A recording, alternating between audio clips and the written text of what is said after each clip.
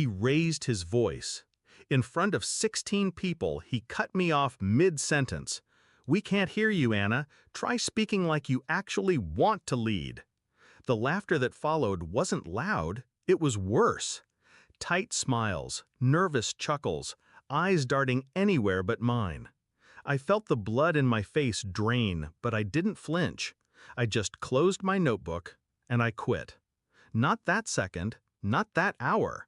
I let the meeting end. I let them think they'd won something. I walked out with my coffee cup half full and my exit strategy fully formed. He humiliated me for having a soft voice. The next morning, I was in our rival's executive suite, sliding my $40 million client list across their CEO's glass desk. Daniel wasn't always cruel. He was smart once, sharp when I met him. He'd just been promoted.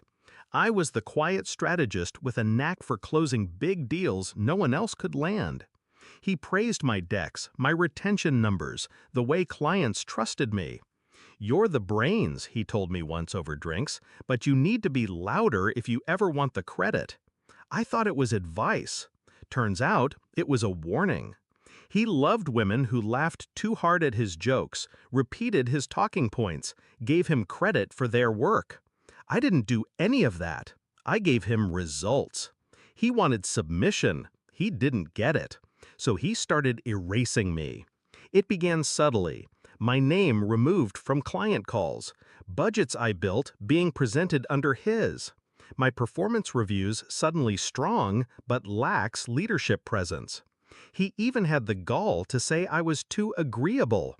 Right, that's what they call you when you don't play the game their way. I kept my head down for a while. I watched, listened, took notes, not just of numbers, but of behavior. Every slight, every dig, every project stolen from my desk and handed to someone louder and less competent. He thought I'd break, or worse, stay silent. Instead, I started preparing my exit like a war plan. Here's what Daniel never understood. I don't speak loudly. I move quietly. And I never move without purpose. I went through my client list, every deal I'd brought in, every relationship I'd personally built, every client who requested me, not the firm. I cross-checked contracts, tracked renewal timelines, created shadow copies of key reports. I had everything. I knew which accounts would follow me, which ones were fed up with the internal politics, which CEOs had whispered, "You should be running that place." I didn't need to scream. I needed to walk. Roth and Ainsley was the only name on my list, our biggest competitor, the one Daniel mocked every quarter.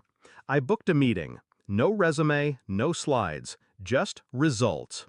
I brought in $40 million last fiscal, I said, and I can bring it here. Their VP raised a brow. "Why would we believe you?" I passed her a folder, client names, contacts, engagements. She flipped through it in silence. Then she stood and made a call. 10 minutes later, their CEO walked in. No handshake, no intro, just a question. How fast can we move? The offer was more than double my old salary.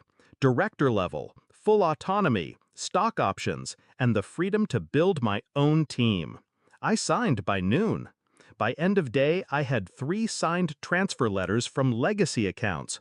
Word spread. 2 more confirmed within 48 hours. Daniel didn't know yet, but his numbers did. I didn't speak to him until the damage was irreversible.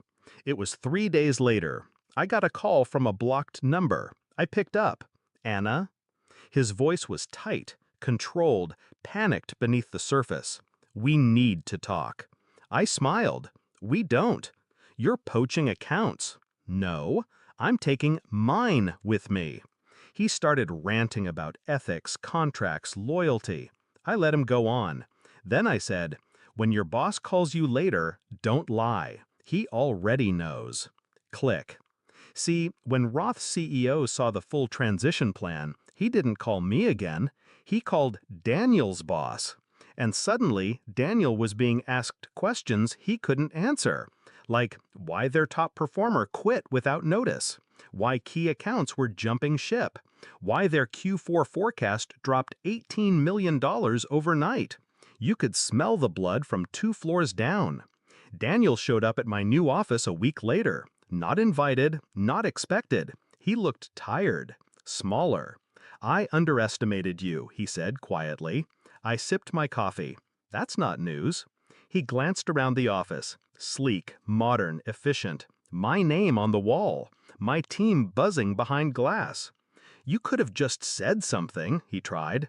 "I did," I said. "You just didn't hear me." He nodded, swallowed, tried again. "Why now?" I stood, slow and deliberate, walked to the door, opened it. "Because I'm done asking for space. I'll take it instead." He hesitated, then walked out. That was the last time I saw him. Now? Now, when I speak, people listen. Not because I'm louder, but because I'm no longer asking to be heard. I let my silence